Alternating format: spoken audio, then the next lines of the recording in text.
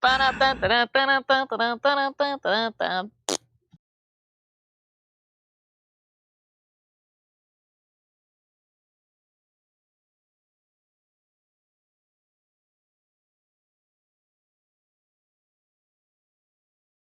course I'm muted. There we go. Hello! We made it. You'll notice up here there is pictures that are showing. I was messing with these because I was having trouble with OBS. Apparently OBS does not allow you to have over a certain amount of like gigabytes. I don't remember what the number is, but I had to resize a bunch, so there should be more than like 7 playing now. But you'll notice the aspect ratio is off on them. I'll have to get that fixed later, but luckily we've got some more art showing, so hey. Oh god, I'm not I'm not turning on the goose right now. I may consider doing that in the future, but as of right now, I'm not putting the stupid goose on. Stupid goose. All right. Make sure we've got everything going right. I wanted to talk about something a little bit different today, because we've kind of been talking about things that are a little bit more frustrating and a little bit more irritating. I thought we would talk about something that's just kind of cool. Like this, it's on this side. This, to me, is just neat. I don't really think there's a whole lot to necessarily argue about. It's just cool. And, good times, and fun times, and yippee times. It looks like everything is running okay. I'm just gonna go ahead and drop... Oh, that was the wrong button. Okay, well, whatever. I'm just gonna tweet that I'm live, so, you know, whatever. Live now. Smiley face. Send that bitch a smiley face. Bitches love smiley faces. Okay. So, we talked about this. This came up during, I think, Caffeine Corner a couple weeks ago, and I put a note, I put a pin in it because I just thought it would be cool. I thought it'd be fun to talk about, and so here it is. The only other thing that, oh, there is one announcement today, which you guys should be aware of. There was a new filing for the Non Sequitur show that came out today. Let me double check, because I'm pretty, no, come back, there it was. Non Sequitur show news, ECF number 35, a Sir Walter Scott quote comes to mind here, and then Traverse hearing is September 11th, lawyers only, with an expectation for bench ruling of Kyle's motion to set aside partial judgment, hopefully to be denied. Here is the tweet if you guys are interested in that, and here is... Oh, they used a Google Doc. And here's the Google Doc for anybody who wants to read it. I will let chat vote. 1 in the chat if you want me to read it right now. 2, and I'll show it to you guys. And 2 in the chat if whatever, we're just going to talk about cyborgs. Because cyborgs are cool. And I'd rather just talk about cyborgs personally, but I am a goblin of the people. I'm also just kind of a jerk. Turn a light on, maybe? I don't know. Okay. You may notice that I am a bit of a mess today, and that is because I am exhausted, I am tired, and I'm sore. I don't care.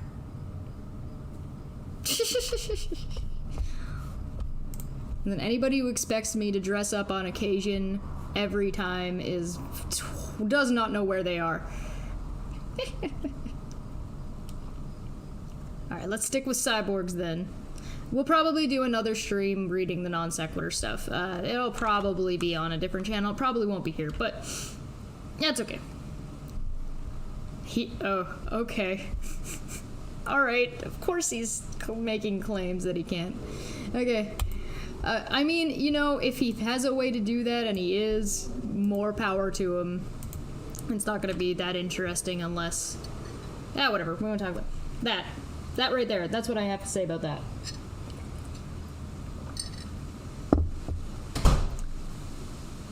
Puck's hanging out outside. I'm gonna have to keep an ear out for him, but other than that, we're good to go. So let's take a look at this. So this is something called the Cyborg Foundation. And this, to me, is probably one of my most favorite things that I have ever read about in my life, because this, to me, is just amazing. The Cyborg Foundation is a non-profit organization. Can you guys read it on screen? Is this large enough? I should double check. Yeah, that should be, you guys can read that, right? Let me know if you can. I'll make it bigger. Cyborg Foundation is a non-profit organization created in 2010 by cyborg activists and artists Moon and Neil. So we've got both of them pulled up, and we'll check them out once we get through a little bit of this. The foundation is a platform for the research, creation, and promotion of projects related to extending and creating new senses and perceptions by applying technology to the human body. Very cool. The Cyborg Foundation was first housed in, Techno Campus Scientific Park in Barcelona, and is currently based in New York City. It collaborates with several institutions, universities, and research centers around the world.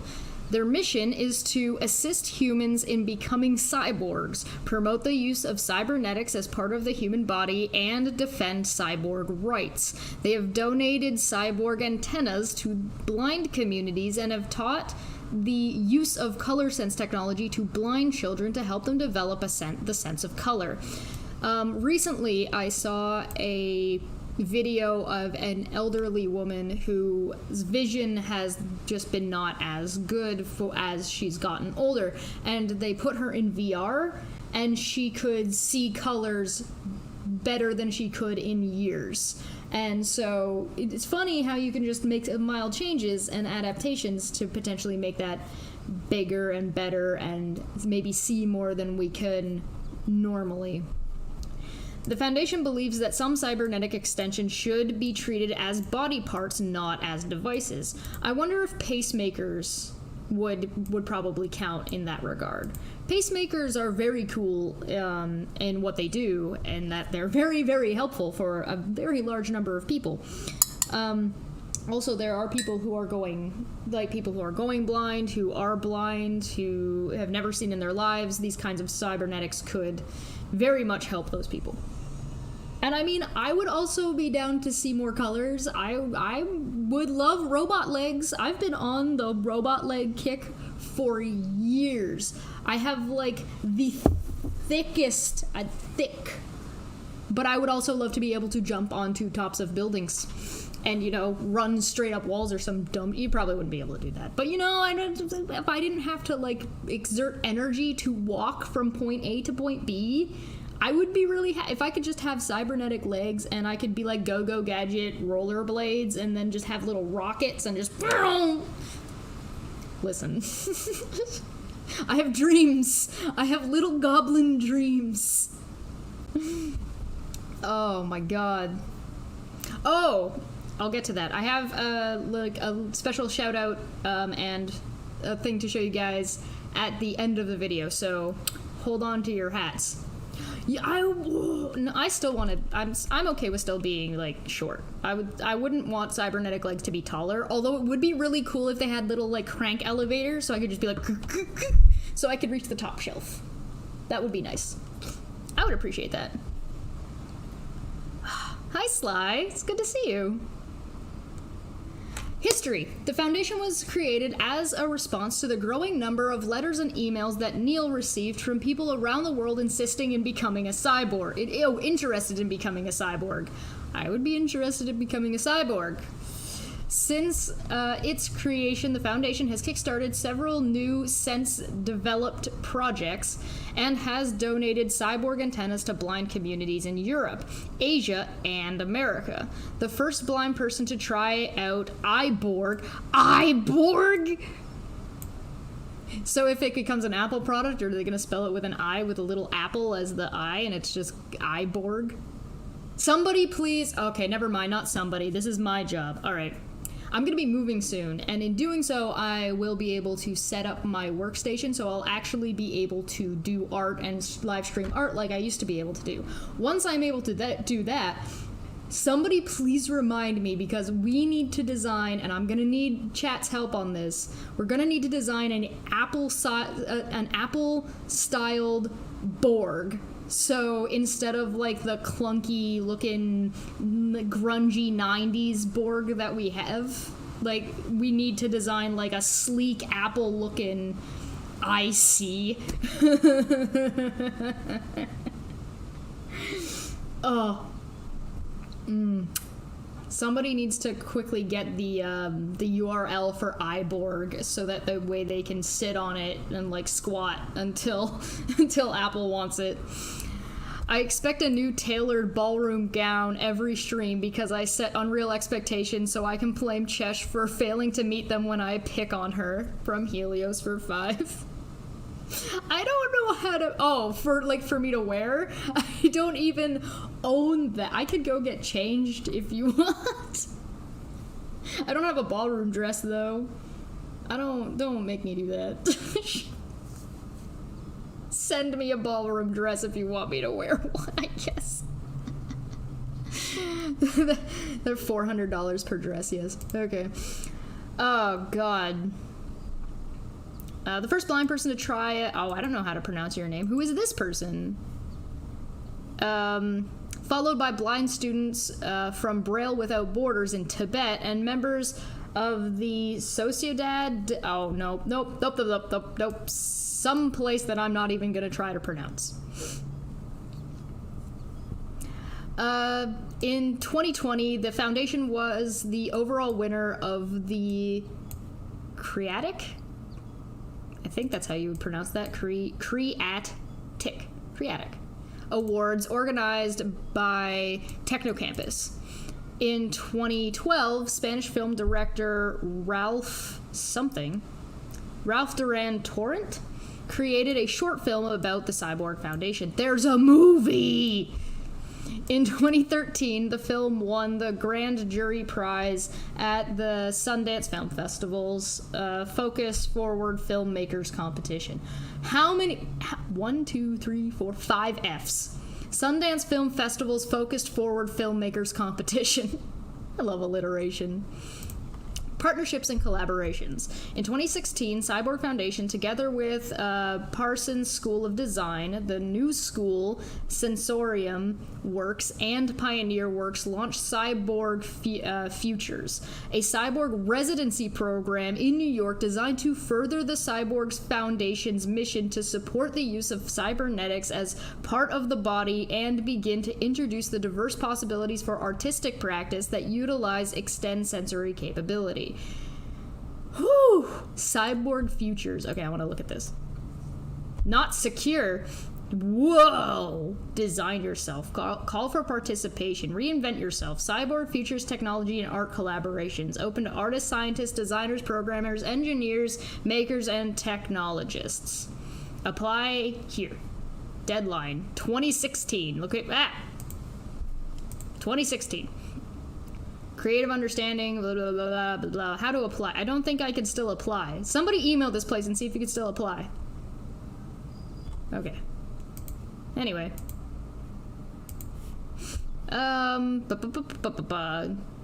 Where was I?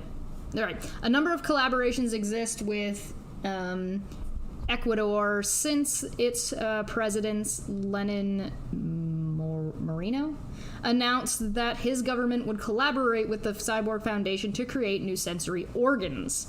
In 2012, the Cyborg Foundation signed a partnership to create new cybernetic extensions in collaboration with Universidade de something in Brazil. I'm not going to try. In 2016, together with Mesa and something, a group of people, which included a dental surgeon, engineers, and psychologists, created Design Yourself, a virtual identity tagline and website for the foundation. The site explores the different human relationships with technology and offers tools for expanding sense and ability, and in the process for becoming a cyborg. The group also developed a dental implant that uses Bluetooth technology and Morse code to communicate. The first demonstration of the transdental communication system was presented in Sao Paulo. I'm sorry, transdental communication system? You got a Bluetooth in your tooth? The real meaning of Bluetooth. If they don't color it blue, they're doing it wrong. In 2014, the Cyborg Foundation participated in the European Union Commission for Robotics Law. In 2016, together with the electronic civil rights and civil liberties researcher and activist Rich McKinnon, a list of cyborg civil rights were proposed at South by Southwest. This list described the redefinition and defense of cyborg liberties and the sanctity of cyborg bodies. It also foresaw a battle for the ownership, licensing, and control of augmented, alternative, and synthetic anatomies. The communication, data, and telemetry produced by them, and the very definition of what it means to be human. Oh, that's so cool. That's so cool. There's all the external links. Oh my god. All right, so let's take a look at Neil. So, born July 27th of 1984, is a Spanish-born British-Irish cyborg artist and activist for trans-species rights based in New York City. He's best known for being the first person in the world with an antenna implanted in his skull. That would be that. And for being legally recognized as a cyborg by a government. His antenna sends audible vibrations through his skull to report information to him. This includes measurements of electromagnetic radiation, phone calls, and music, as well as videos or images which are translated into audible vibrations. His Wi-Fi enabled antenna also allows him to receive signals and data from satellites. He's walking Wi-Fi. He was born in the perfect year, 1984. Since 2004, international media has described him as the world's first cyborg or the world's first cyborg artist. In 2010, he co-founded the Cyborg Foundation, an international organization that defends cyborg rights, promotes cyborg art, and supports people who want to become cyborgs. I want to be a cyborg! Oh, I would love, like, transplanted cyborg eyes that basically let me zoom in and out and, like, do really neato burrito things. In 2017, so cool, he co-founded the Trans-Species Society, an association that gives voice to people with non-human identities, raises awareness of the challenges trans species face, advocates for the freedom of self-design, and offers the development of new sense and organs in communities. Early life. The son of a Spanish mother and a Northern Irish father, he was born with acromatopoeia? Colorblind. Total color blindness. Fuck off. Acromat. He grew up in Barcelona, where he studied piano and began to compose music at the age of 11. At age 16, he studied fine arts at the Institute Alexandra Satoras? Spanish, where he was given special permission to use no color in his work. His early works are all in black and white. That's cool. As a teenager, Neil lived in a tree for several days to save the trees from being cut down. His initiative was supported by over 3,000 people who signed a petition to maintain the trees. He speaks for the trees. After days of protest, the City Hall announced the trees would not be cut. At the age of 19, he moved to England to study music composition at Dartington College of Arts. We need to let We need a Let's Get Pimped to Cyborg reality TV show. I would watch the hell out of that, especially if you've got, like, some of the Mythbusters to come in and explain the engineering behind some of the technology, and especially if you also got a biologist who could also explain how it's integrated. That would be so cool. Works. Neil defines his work as cyborg art, the art of designing new senses, new organs, and the art of merging with them. He compares his practice with sculpture. His aim is to mold his mind in order to create new perceptions of reality. He defines this particular branch of cyborg art as perceptionism. Okay. The art of designing new perceptions of reality, and sees it as a post-art movement because it practically makes no distinction between the artist, the work of art, the space where it exists, and the audience. Interesting. Neil is the artist, the work of art, the space where it exists, and the only one in the audience. Okay. The cyborg antenna is a sensor. So let's explain the cyborg antenna, because I'm starting to see the questions about that in the chat. The cyborg antenna is a sensory system created to extend color perception.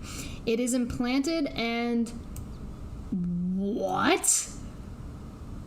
Oseo integrated? Oseo integrated? I don't know.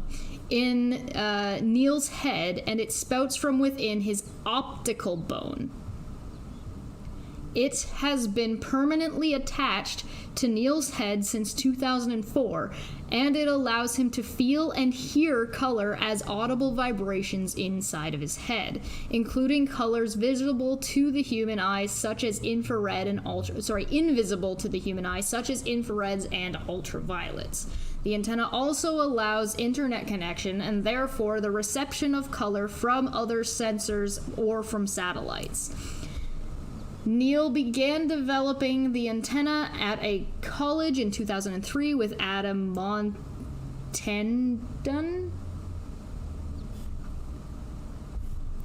It was upgraded by Peter Keys and Matthias Lizana, I think. Yeah. Among others, the antenna implant surgery was repeatedly rejected by bioethical committees. They were like, "No, this is unethical. This is unethical. You can't do this." But went underway regardless by anonymous doctors. We're like, "You guys were doing it anyway." Neil has given permission for 5 friends, one in each continent, to send colors, images, photos, or sounds directly to his head. If he receives colors while asleep, his friends can color and alter his dreams. The first public demonstration of a skull-transmitted image was broadcast live on Al Jazeera's chat show, The Stream. The first person to make a phone call directly into the skull was Ruby Wax. In 2014, Neil executed the world's first skull-transmitted painting. Colors sent from audience members in Times Square as they painted simple colored stripes onto a canvas were received live via internet directly into Nikolai's brain. Sorry, Neil's brain. Nikolai. Why do I want to call him Nikolai? Not Neil. His name is Neil. What the shit? His brain correctly identified the painting and same color stripes onto a canvas in front of an audience at the Red Door 10 blocks away from Times Square. That's cool. That's really cool. Sense of time. The solar crown is a sensory device for the sense of time. A rotating point of heat takes 24 hours to slowly orbit around Neil's head. When he feels the point of heat in the middle of his forehead, it is midday solar time in London, longitude 0. When the heat reaches his right ear, it is midday in New Orleans, latitude 90. Neil's aim is to take Albert Einstein's theory of time relativity into practice by creating time illusions. What? When his brain gets accustomed to the passage of time on his head, he will explore if he can modify his perception of time by altering the speed of rotation. Neil states that in the same way he can create optical illusions because we have eyes for the sense of sight, we should be able to create time illusions if we have an organ for the sense of time. If time illusions work, he will then be able to stretch or control his perception of time, age, and time travel. Oh my god! What does that even mean? Okay, so your sense of time is kind of relative and can be messed up. Like if you're trying to watch, time appears differently to you if you're busy. Like, time flies when you're having fun and stuff like that. But what? I want to know what he means. I agree. Dapper Dino says time travel. That sounds unlikely. I don't know what this means by time travel. Does this mean that he can think it's 2 o'clock now and then think again that it's 2 o'clock like 2 hours from now? Is that what he means by time travel? I don't know what that means. So I'm not sure if he's because he's speaking about perception, right? So he could perceive himself like 3 hours ago because he thinks it's 3 hours ago. Do you see what I'm saying? I don't know. That's so. Either way, it's cool. I don't even care if he fails. It's just neat. All right. Transdental communication system, or the Bluetooth tooth. The Bluetooth tooth. The transdental communication system is composed by 2 teeth, each containing a Bluetooth-enabled button and a mini vibrator. Could you? I'm just imagining like James Bond or Solid Snake just oh sorry, hold on, they're like strapped up. I'm gonna get killed by this laser. Hold on 1 second. Beep. Hi, yeah. Hello, Mr. Bond, this is Q. Hi, Q. What can I do? I'm kind of busy. Or it's his wife. I need you to pick up milk on your way home. Yes, sweetie. Bzz. Whenever the button is pressed, it sends a vibration to the other person's tooth. So it's like a tooth pager. One tooth was installed in Neil's mouth and the other in Moon's mouth. Both Neil and Moon know how to communicate in Morse code. Therefore, they are able to communicate from tooth to tooth. So it buzzes like bzz, bzz, bzz, bzz, bzz, bzz, bzz, bzz, for letters, and oh my god, what the fuck? The first demonstration of the system was presented at Sao Paulo. Performances, and this is just so cool. Oh my god! Neil's artwork has been ranked together with works of Yoko Ono. Oh, sorry. And Marina's, whoever this person is, a Siberian conceptual and performance artist, philanthropist, and art filmmaker. That's who that is. I've never heard of this person. As one of the 10 most shocking art performances ever, his work is focused on the creation of new senses and the creation of external artwork through these new senses. His main works have been exhibited during the 54th Venice something or another, and the Palazzo in Italy.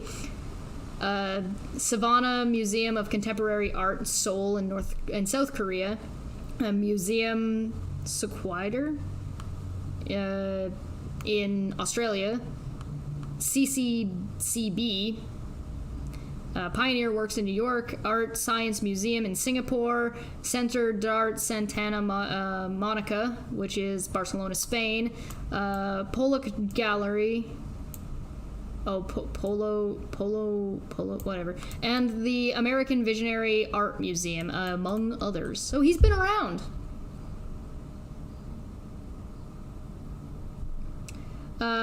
Neil has created a series of sound portraits by standing in front of a person and pointing his antenna at different parts of the face, writing down the different notes he hears, and later creating a sound file. He has created live portraits of a bunch of people. His color scores are a series of paintings based on the transposition of sound, music, or voices into color. That's so cool! What does your face sound like? That's what this is! What does your face sound like? Let me color you in color what your face sounds like. In 2009, Neil published the Human Color Wheel based on the hue and light detected on hundreds of human skin from 2004 to 2009. The aim of the study was to state that humans are not black or white, but are different shades of orange, from very dark orange to very light orange. Under the title Capital Colors, Neil has exhibited the dominant colors of different cities he has visited. He scans the color of each city until he is able to represent it with at least 2 hues. Oh my god! Neil has contributed significantly to the public awareness of cyborg, trans-species, artificial senses, and human evolution by giving regular public lectures at universities, conferences, LAN parties, sometimes to audiences of thousands. I want to talk to this guy. He has taken part in science, music, fashion, and art festivals such as British Science Festival, TED Global, London Fashion Week, and Sonar? I'm probably not pronouncing that correctly, among others. He has become a trending topic on Twitter in several occasions. I think that's supposed to say on several occasions, but whatever, it's Wikipedia. In 2013, a short film about Neil won the Grand Jury Prize at the Sundance Film Festival Focus Forward Filmmaker Competition. Since 2014, a short fictional film about Neil's life is begin filmed. You're slipping, Wiki writer, you're slipping. Can we look up what Leonardo DiCaprio's face sounds like? Maybe, let's see. Yeah, Leonardo DiCaprio. Right there. In 2015, Hearing Colors, a black and white documentary about Neil in New York, became a Vimeo staff pick and became the winner of New York's Tribeca Film Festival X Award in 2016. He has appeared on documentaries by Discovery Channel, Documentos TV, in specific documentaries about his life, and on a number of chat shows, including NBC's Last Call with Carson Daly, Richard and Judy, blah, blah, blah, blah, blah. He has taken part in radio shows in New York, blah, blah, blah, blah, blah, and contributed to newspapers and magazines such as the New York Times, and The New Scientist, Wired, The Scientist, among others. He appears in Aladdin, an independent film directed by Adam Green and starred by Macaulay Culkin. What? Adam Green's Aladdin. Hey, there's Macaulay Culkin. Oh, this is a thing. I need to watch this now. Add it to the movie list.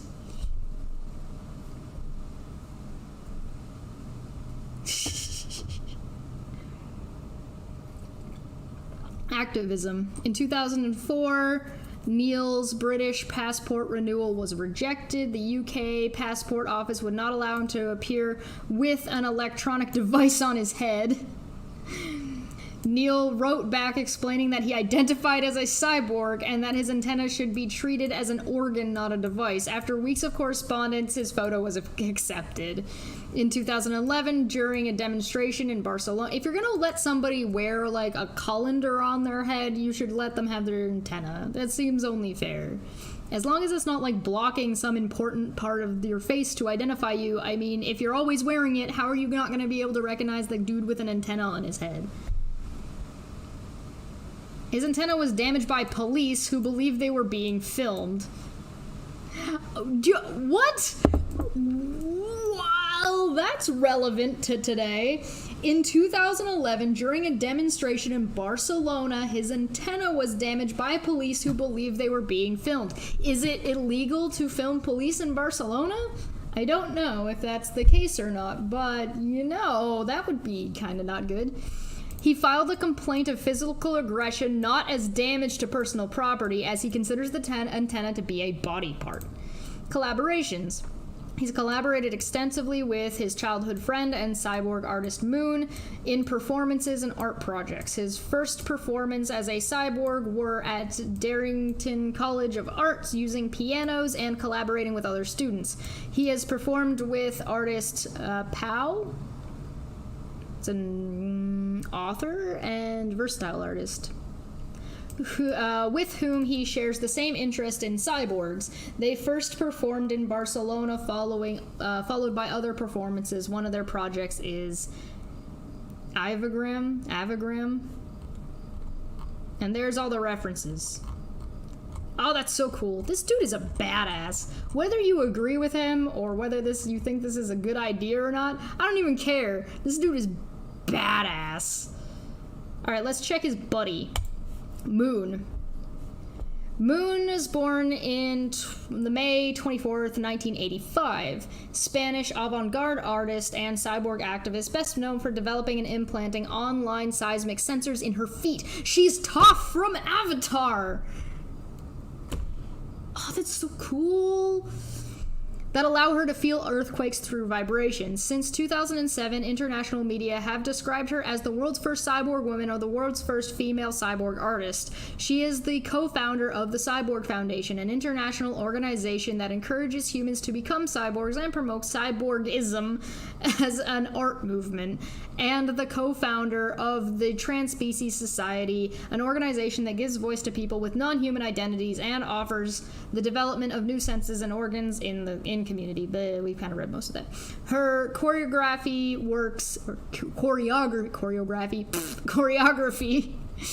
works are based on the exploration of new movements developed by the addition of new senses or sensory extensions to the dancer. Stomp the yard, but you can feel the vibrations. Michael Flatley's river dance, tap dance, except you can feel the vibrations in your feet of the dancers, and the dancers can feel the vibration. Oh my god! Could you imagine watching a movie that actually takes advantage of some of these technologies? If you think 3D, first off, if you think 3D movies are cool, go away. Like, stop. I've only seen one movie in 3D that actually utilized the 3D properly, like in a way that it actually enhanced the movie. One. And it was the new Judge Dredd movie, Dredd, with Carl Urban, because they utilized the 3D to demonstrate how it felt to be on the drug, and they kind of slowed down time, and they did a really good job with that. But that is the only one I've seen that actually utilizes 3D in an effective manner. Otherwise, it's obnoxious, gets in the way, or it is meaningless. But could you imagine having these additional color sensory and the seismic feeling of wow? All right. Sorry, I'm geeking out. Moon grew up in Spain, Montenegro, and moved to England at the age of 18, where she studied experimental dance and graduated in choreography at Darrington College of Arts in England and movement research at SNDO Theatre School in Amsterdam. During her studies, she began to explore the possibilities of sensory extensions by applying technology to her body. Oh, Helios for 5 says, dance to the rhythm of someone else's heart. Oh, that's so cool! You could, that'd be so sad. If you had, you could have, the heartbeat of your, if your child died and their heart was transplanted into somebody else, you could have a song written to the sound of that heartbeat as somebody else's body. Oh my god! I'm losing my mind. There's so much. My brain is getting overloaded, which is the possibilities of what you could do with this. Seismic sense. In 2013, Moon developed a sensor that vibrates whenever there's an earthquake in the planet. The sensor, which is permanently attached to her elbow, vibrates at different levels depending on the intensity of each earthquake and is wirelessly connected to online seismographs, which means she can feel earthquakes from all over the world regardless of where she is. Moon has been wearing this sensor permanently since March of 2013 and has used her seismic sense to create dance pieces. Waiting for Earthquakes is a solo dance performance where the dancer stands until an earthquake is felt. The choreography depends on the earthquake felt during the duration of the performance, and the intensity of the dancer's movement depends on the magnitude of each earthquake, which can be felt from 1.0 on the Richter scale. If there is no earthquake during the time of the performance, the dancer will not dance. The piece was premiered, oh my god, on March 28th of 2013 at Now Ivano in Barcelona. Ivanau. I don't know how to pronounce it, I'm sorry. I don't even know how to pronounce that. Kaleidoscopic vision.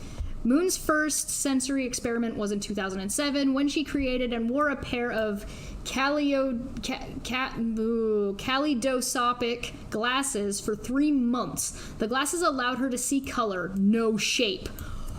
What? Only allowed her to see color and no shape. The lack of shape perception increased not only her sense of color discrimination, but also her detection of movement. Any slight change in color in her field of vision indicated that something had moved. During the 3-month period, Moon visited several cities in Europe and met people without ever seeing their faces.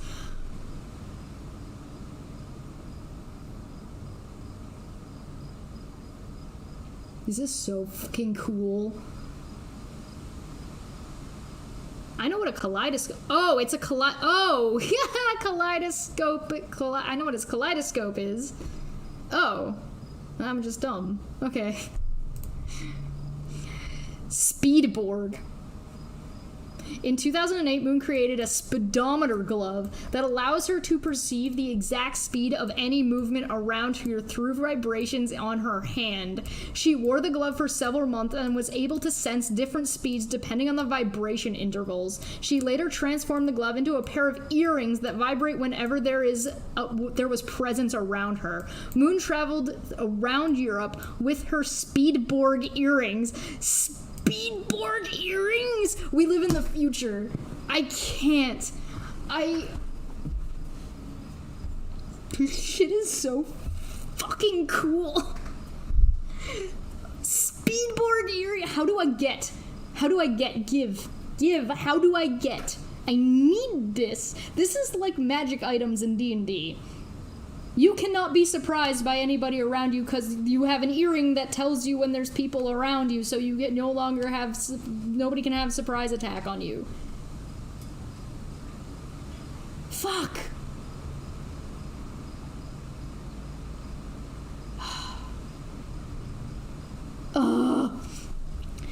To find out what...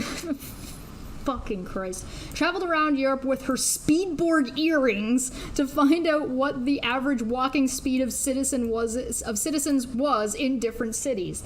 The Speed of Europe is a video dance that shows the result of her research. Londoners and Stockholm citizens, for example, walk at similar average walking speed, approximately 6.1 kilometers per hour, whereas people in Rome and Oslo walk at an average speed of 4 kilometers per hour. By 2009, Moon was able to detect not only the exact speed of any person walking in front of her, but also her own speed. Knowing her own speed allowed her to create green lights, a piece choreographed in relation to a set of 8 traffic lights by learning the traffic light timings of Barcelona, Rambla de something or another, Avenue, but I apologize to everybody from Barcelona, and I suck. and by measuring the distance between each traffic light. She calculated the speed she had to walk to avoid traffic lights and was able to get from one end to the other of the avenue without stops. Cyborg Foundation. In 2010, Moon and Neil created the Cyborg Foundation and an offshoot of it called Cyborg Arts Organization, an international organization that encourages humans to become cyborgs. The aim of the organization are to extend human senses and abilities by creating and applying cybernetic extensions to the body to promote cyborgism as an art movement and to defend cyborg rights. In 2010, the foundation won the Creatic Award awarded by Techno Campus. In 2012, a short film about the foundation was awarded by the Sundance Film Festival. And there's the sources. Fucking God.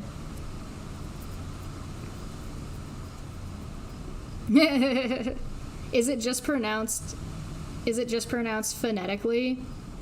Is it just Catalonia? Oh, shoes, soles that can taste what you walk on. Yum. I mean, it might encourage people from fucking to not litter. That might be a good idea. Bracelets that tell you how fat you're getting. I think we have those. I think those are called, like, Apple Watches or something. The Fitbits. Oh my god. Yeah, 360 perception. Okay, so yeah, I can't. Okay, so this is the lady who was blind that they gave an implant, that they gave a thingy to. So she was born in 1970, is a German Tibetologist and co-founder of the Organization of Braille Without Borders.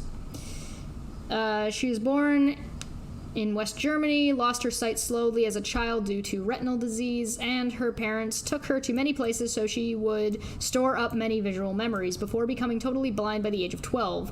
She studied Central Asian Studies at Bonn University. In addition to Mongolian and modern Chinese, she studied modern and classical Tibetan in a combination with sociology and philosophy.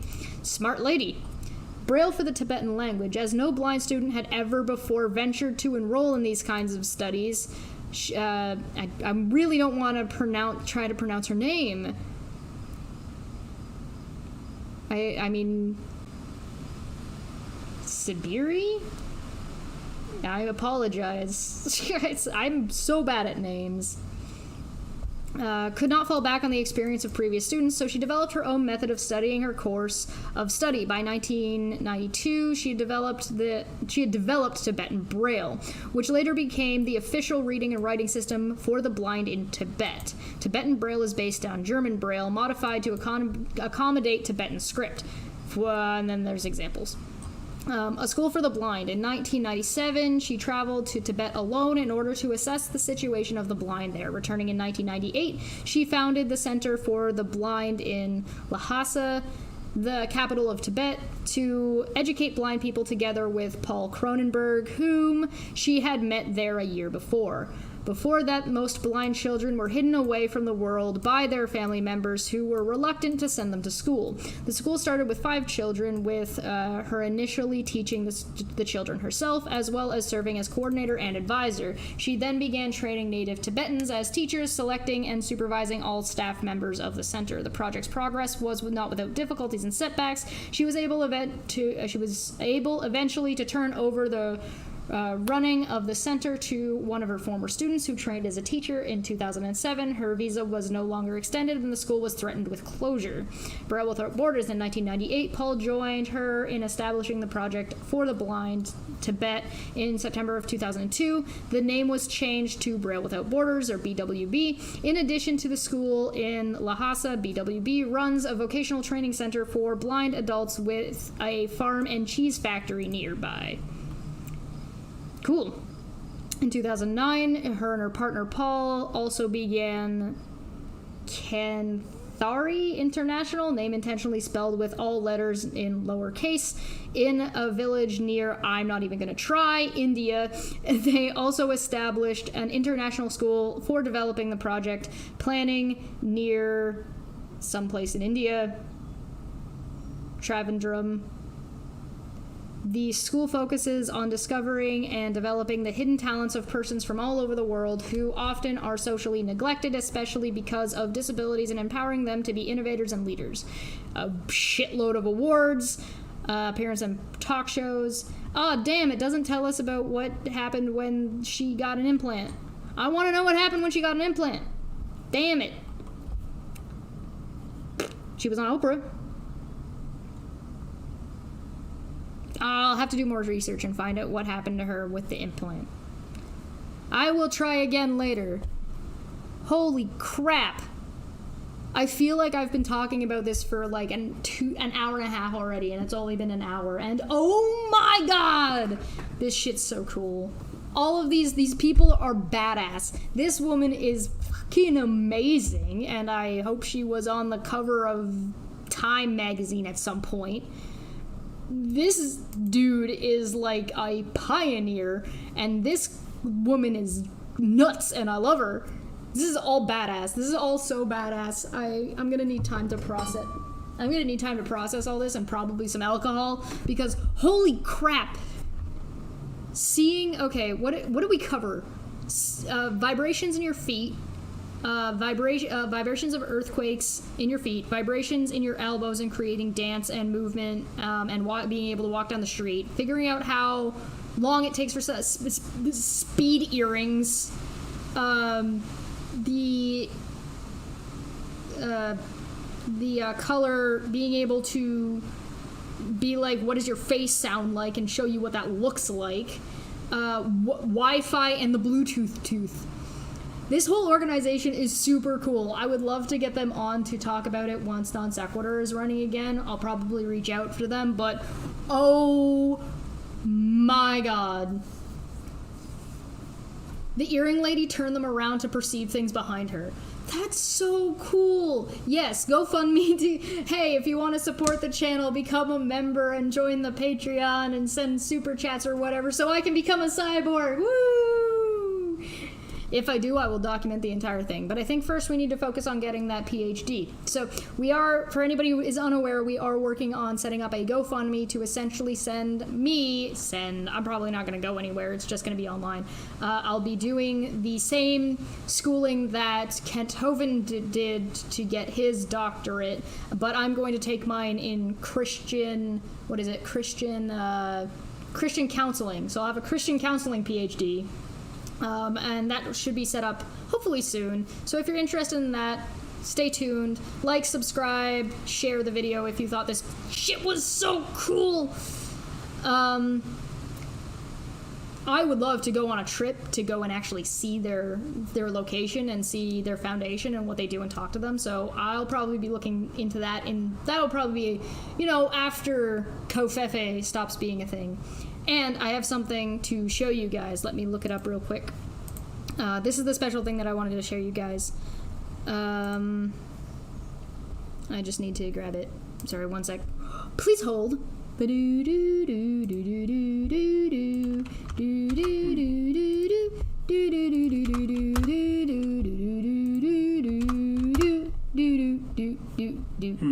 So this is Exploratory Minds project. When you see certain colors. Could you pause, please? Thanks. Cool. So there was somebody who left a comment on my one of my videos a couple of days ago that was just completely nonsensical, and I put out a little bit of a challenge on Twitter for anybody who could decipher and break down what was being said, and whoever had the best one, I would be shouting out on the next video. Unfortunately, I can't really do it on the R and Raw ones because it's way off topic, but here's where it fits. So I would like to say congratulations to Exploratory Mind Network. Go subscribe. His videos are very interesting. This one was really interesting. He broke down the entire thing, and it's 30 minutes.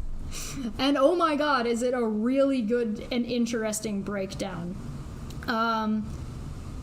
I don't really think that I'm going to watch the video live and kind of talk about that stuff, because I'd rather not. You guys should just go and look and discuss in the in his comment section, because this is actually really, really well done and really interesting. And damn, taking 35 minutes to unpack this shit. And oh my god, was it an unpack. Let me just show you on screen, because he puts the that's the comment. This is the comment. This is how long it was. I pinned it so you guys can find it if you want. But I definitely recommend checking out this video. Shout out to him. Thanks for that breakdown, and you win the contest. Good job. Because goddamn, I did not understand what the hell this person was trying to tell me. I'll read the comment out loud just to give you guys the rough. It's seems like a pointless waste of time to do, but do you? Oh. What video is the comment even on? I don't even remember. I think it was the Tastecraft one, if I'm remembering correctly. Let me just double check, because I don't want to get that wrong.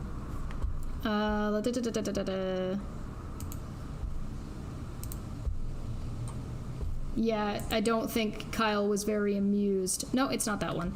I don't think Kyle was very amused that everybody got reminded exactly why everybody was pissy at him.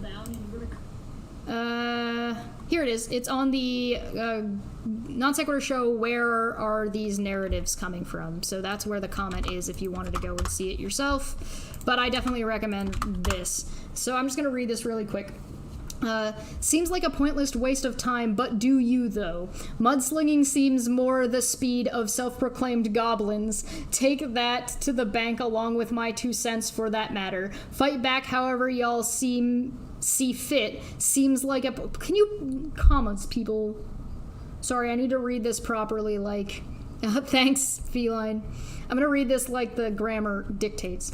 Seems like a pointless waste of time, but do you, though? Mudslinging seems more the speed of self-proclaimed goblins. Take that to the bank along with my 2 cents for that matter. Fight back however y'all see fit. Seems like a poor choice to keep dragging y'all own personal drama all over the web. Seems like at this point you just shooting yourselves by giving into these petty back and forth attempts to manufacture content for the civil court case y'all are apparently building. Either way, I'm not looking for feedback, so save your breath and time. I came to be heard in the comments, not have a discussion. There are much better ways to do such things. However, I wouldn't be surprised if it fell on deaf ears. As my grandma used to say, quote, they wouldn't listen if you told them, end quote. Peace, y'all. Good luck with your blood hunt.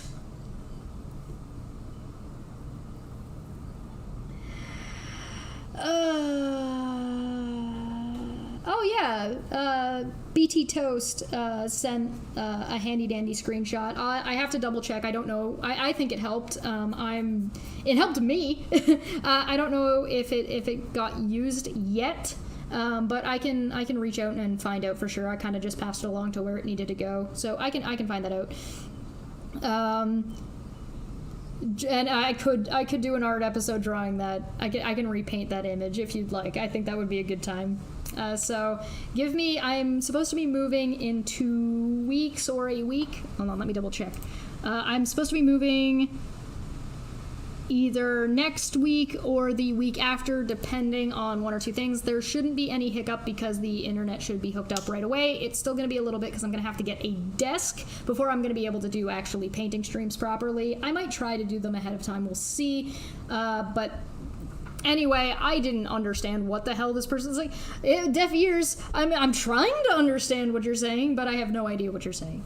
So here was a 35-minute breakdown. Maybe watch it on 2 times speed, because that should be doable. It's a little bit tangent-ish, but it's tangent in a good way. Like, the tangent gives more. And I think they've got a pretty interesting breakdown of kind of the way Steve and I operate. So congratulations to Exploratory Minds for this breakdown. You win the contest. Good job. Post the comment. I'm gonna post this link right underneath this person's tweet. Let me just reply. There we go. Let me take out the timestamp. Boom. There you go. There's your reply, bruh. 10 out of 10. Would fap again.